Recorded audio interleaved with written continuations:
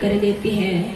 संसार में कितनों भी मन लगाने का प्रयास करेंगे और संसार से सुख पाने का चाहत रखेंगे, बस ये केवल झूठी एक खेल करना है। संसारिक वस्तुओं से न कभी सुख मिला है न कभी मिलेगा। जैसे कोई बच्चा मेला में खो जाता है, माँ बाप से बिछुड़ जाता है, उस बाजार कमेटी के लोगों को वह बच्चा मिलता है। बच्चा से जाके पूछता है कि तुम्हारे माता पिता कौन है बताओ, पर बच्चा छोटा है, केवल रोता है। उस बच्चा को खुश करने के लिए लोग बहुत सारे खिलौना मिठाइयां देते हैं, फिर भी बच्चा रोना बंद नहीं करता। जब तक उनके माता पिता न उनको मिल जाता तब तक बच्चा रोता ही रहता है, रोता ही रहता है। और बाजार कमेटी के लोग अनाउंस करते हैं कि यह बच्चा रो रहा है, जिनका बच्चा खो गया है कृपया है ना पंडाल में आने का कृपा करो। जब उनके माता पिता बच्चा को खोजते उस जगह पहुंचता है तो बच्चा सारे चीजों को फेंक कर माँ बाप के सीने से चिपक जाता है। तो हम आप ही सांसारिक वस्तु हमें लाख मिल जाए, पर सांसारिक वस्तुओं से न सुख मिलने वाला है न हम आप का दिल लगने वाला है। हम आप उस परमपिता परमात्मा के संतान हैं। जब हमारे परमपिता परमात्मा हमें मिल जाएंगे उस दिन हमें खुशी का सीमा नहीं रहेगा, क्योंकि निज घर में निज प्रभु को पावे अति हुलसावे ना भाई योग हृदय वृत्त केंद्र बिंदु जो चम चम चमके। जिस दिन हमारे परमपिता परमात्मा से हमें भेंट हो जाएगी उस दिन हम आपके जीवन का समस्त दुख दूर हो जाएगा। इसीलिए वेद भगवान विश्व के सारा मानव जातियों से उपदेश करते हैं, हे मनुष्यों उस जगत प्रसव करता ईश्वर के तत्व स्वरूप को जानना चाहते हो तो मन का निरोध कर और आत्मा के माध्यम से परमात्मा की पहचान। आखिर यह जीव में आवरण क्यों लगा और इस आवरण के कारण यह जीव संसार रूपी दुखालय में भ्रमित है, आना जाने का चक्र में पड़ा हुआ है। यह आने जाने का जो चक्र है यह संसार के सबसे बड़ा दुख का कारण है। इसी दुख के कारण को हम मिटाना चाहते हैं तो हमें संतों की सानिध्य में आना होगा और अपनी पूजा की कला हमें खुद सीखना होगा। पर एक प्रभु को भूल कर जो भटके जगमाई आखिर वे पछताएंगे इसमें संशय नहीं। आखिर हम पछताते क्यों हैं? क्योंकि एक प्रभु को छोड़कर हजारों की उपासना में दौड़ते। जैसे एक नारी अपने पति को छोड़कर कई पुरुषों से प्रेम करती है तो वह बेविचारिणी कहलाती है, उसी तरह एक इष्ट का पूजा को छोड़कर हजारों की उपासना में दौड़ता है तो वह बेविचारी भक्त कहलाता है। वह कभी भी संसार रूपी दुखालय को पार नहीं कर सकता। इसलिए एक प्रभु की आश्रय ले लो और उन्हीं की पूजा करते हुए अपने मानव जीवन को सफल करना है। पर हम आपके मन में यही होता है कि जब हम साधना में बैठते हैं तो हमारा मन संसार में बिखर जाता है, जब साधना नहीं करते तो मन शांत रहता है। यह मन बिखराव क्यों है? क्यों तरह तरह की बातें में सोच में डूब जाता है? जैसे मैला कपड़ा है उसको आप धोते हो तो मैल निकलता है, पर कई बार धोने के बाद बिल्कुल साफ हो जाता। उसी तरह हम प्रथम साधना में बैठेंगे तो हमारे जीवन में जो मैल है जन्मों जन्मांतर की, वह मैल केवल साधना के द्वारा ही हटेगा। मन भागता है साधना के क्रम में, पर हमारे गुरु महाराज कहते हैं मन जहाँ जहाँ भागी जाए तहाँ तहाँ से तक्षण फेरी फेरी लियाइए लगाइए ध्यान में आपन, ऐसे ही प्रतिहार करे धारणा धाई के, अरे हारे में ही और आगे बढ़ी धराधर धाई के। मन भाग रहा है, ये भागता हुआ मन को समेट और ध्यान में लगाइए, कभी जाप में लगाइए, कभी प्रभु नाम का सुमिरन में लगाइए। लगाते जाएंगे तो यह मन समझ जाएंगे कि अब यहाँ मेरा गुजारा नहीं है। अब यहाँ जब गुजारा नहीं तब इंद्रियों की गति उसी क्षण समाप्त हो जाती है, क्योंकि यह मन बाहरी मुखी मन है। ये एक तो समझना नहीं चाहती, यह मन को बहुत समझाना पड़ता। 7 रोटी हमें छुच्छे खेलो, 14 कटोरी दाल, तैयो जिया मोरा आकुल व्याकुल। सतगुरु साचे कहे छियो, हम गुदरिया ओढ़ी के ना, जम के डरे मरे छियो, हम चदरिया ओढ़ी के ना। 7 रोटी 7 बार, आइतवार, सोमवार, मंगलवार, बुधवार, वीरवार, शुक्रवार, शनिवार, ये 7 बार बिना भक्ति भजन के बीते हो। 14 कटोरी 14 इंद्रियों के साथ में रहकर फिर भी यह मन उसी विषयी वासना के लिए आकुल व्याकुल क्यों रहता है? सतगुरु मेरे समझ में ही नहीं आता। मैं क्या करूं? मैं जाना तो चाहता हूँ पुण्य की ओर, पाप रूपी मोह रूपी लोभ रूपी बेड़ियों ने मुझे उसी जगह ले जाके गिरा देती है जहाँ से उठना मेरे लिए बिल्कुल असंभव हो जाता।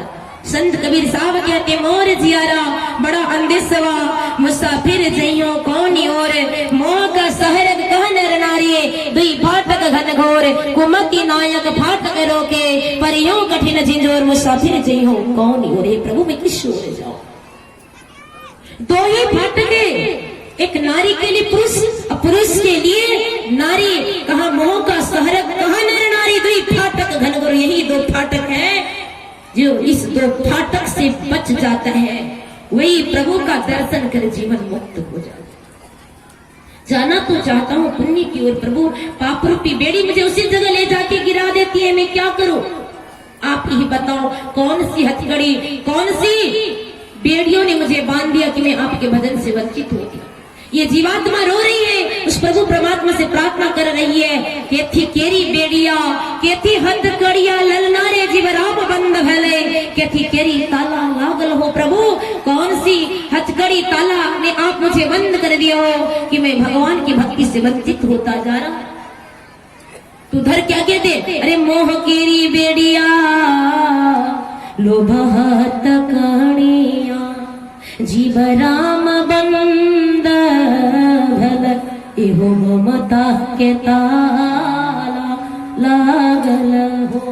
मोह रूपी बेड़ियों ने पैर बांध दिया, लोभ रूपी हथकड़ियों ने हाथ बांध दिया, ममता रूपी ताला ने हृदय को बंद कर दिया। अब हम भगवान का भक्ति कैसे करें? प्रभु आप ही बताओ।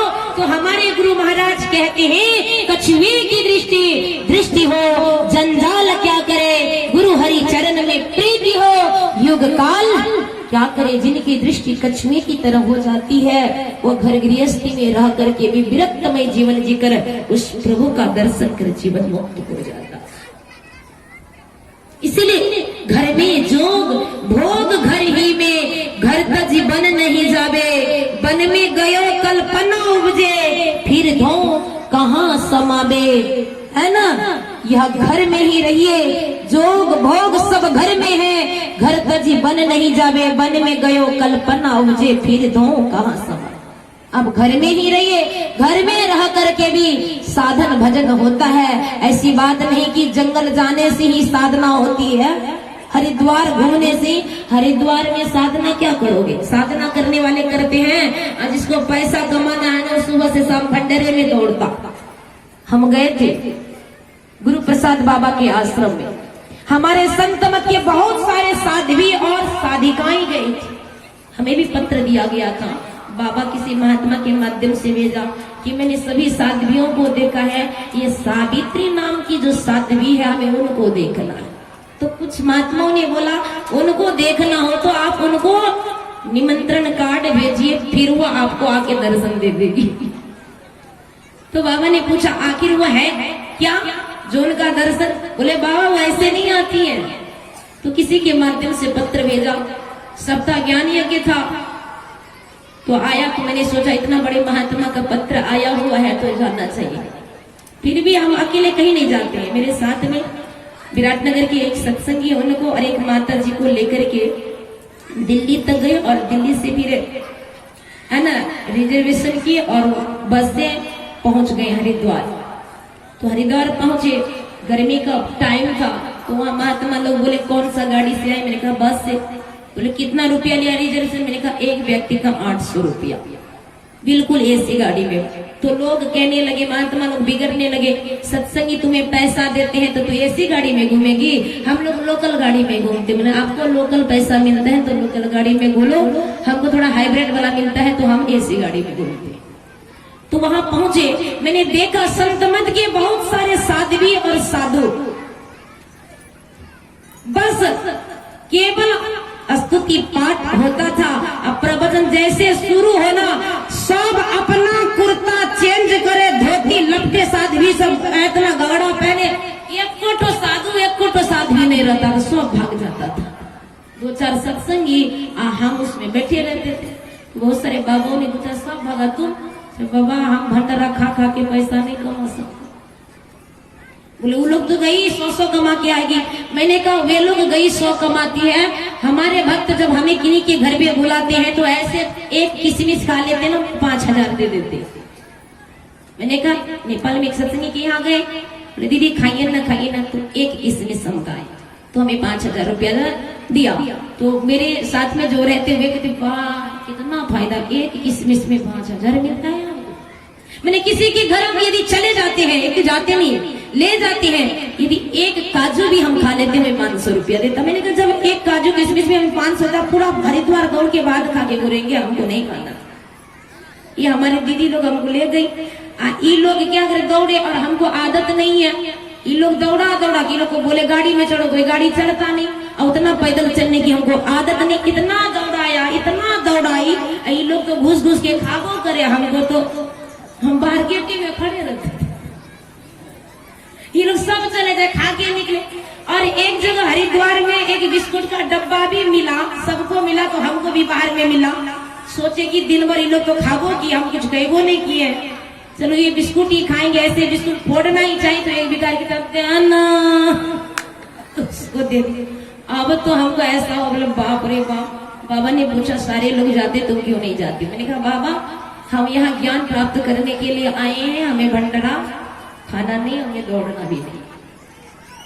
तो विचार कर सकते हैं, आप हरिद्वार चले जाओ, भंडारा खाओ, पैसा कमाओ, और आप कहोगे कि हम यहाँ से जाकर के साधना करेंगे, तो उसके लिए अनुकूल आपको वातावरण भी चाहिए। हाँ, अच्छे परिचित अच्छे संगति आपको मिल गए तो आप झाटी में जाके साधना कर सकते हो। अब खाने वाला पार्टी मिल गया तो आप छत्ता कमाओ, चमनप्राश कमाओ, है ना, उसके बाद चप्पल कमाओ, जूता कमाओ, बैग कमाओ, सेंट वाला तेल कमाओ, हार्डिस कंबल मिलता है। हमको कभी कुछ मिला नहीं है, इसलिए हमें पता नहीं। मनिहारपुर में भी भंडारा होता है ना, सभी को दिया जाता है, तो हमको कभी दिया ही नहीं। पहले हम रंगीन ड्रेस में ही रहते थे तो हमको कभी दिया नहीं, तो हमें लालच भी नहीं। तो एक साध्वी को 10 रुपया मिला, तो वो साध्वी बाहर निकल के हमें कहती है तुम साधु की हम साधु। मैंने कहा तू ही साधु। 10 रुपया मिल गया, तुम साधु हो, तुम्हें 10 रुपया मिला, कंबल मिला, हम कंबल लेके क्या करेंगे पता नहीं, किन का भंडारा है, क्या सोच के भंडारा देते हैं, उनका 10 रुपया लेके हम क्या करेंगे। हमने कहा तुम ही साधु। तो आप जाओ, जैसे संगति आपको मिलेगा वैसे ही रंग चढ़ेंगे। हमारे संत महापुरुष कहते हैं यदि आपको साधना करना हो तो बाहर दौड़ने की कोई आवश्यकता नहीं, घर में रह करके भी आप साधना कर सकते हो, घर गृहस्थी में रह करके भी उस प्रभु परमात्मा का प्राप्ति कर सकते हो। हाँ, पर अनुकूल वातावरण हो तब। हम तो इतना कहते हैं जितना अभी बाबू लोग ध्यान करता है घर में, उतना बाबा लोग नहीं करता। बाबा लोग तो कुंभ मेला में भंडारा पैसा कमाते, फुर्सत नहीं हो, क्या ध्यान करेगा। अब खा के आता है ना बाबा की कुटिया में, सब ढेल के तरह उलट जाता है। जब खा के आता है, मैंने देखा एक 2-4 महात्मा खाया सोया, मैंने बाबा को पूछा बाबा इसका महात्मा तो उलट गया। बोले 3-4 जगह खाया है ना। मैंने पूछा बाबा आप ध्यान नहीं करेंगे? ध्यान करें, ध्यान करे गृहस्थ, हम काहे करें ध्यान। तो मैंने विचार किया इससे अच्छा तो गृहस्थ है, कम से कम घर में 3 टाइम तो साधना करता है। हम तो यही कहेंगे बाबा से बढ़कर आप लोग हो जो इतना कष्ट झेल कर घर गृहस्थी में रह करके भी त्रिकाल संध्या वंदना करते हो, तो उस प्रभु परमात्मा का हम दर्शन करना चाहते हैं। तो हम थोड़ा सा समय निकाल करके संध्या वंदना करें। उस प्रभु दर्शन के लिए हम बाहर नहीं, अपने अंतर जगत में जाके हमें अपने ही अंतर जगत में उस प्रभु का दर्शन होगा। बोले प्रेम से श्री सद्गुरु महाराज।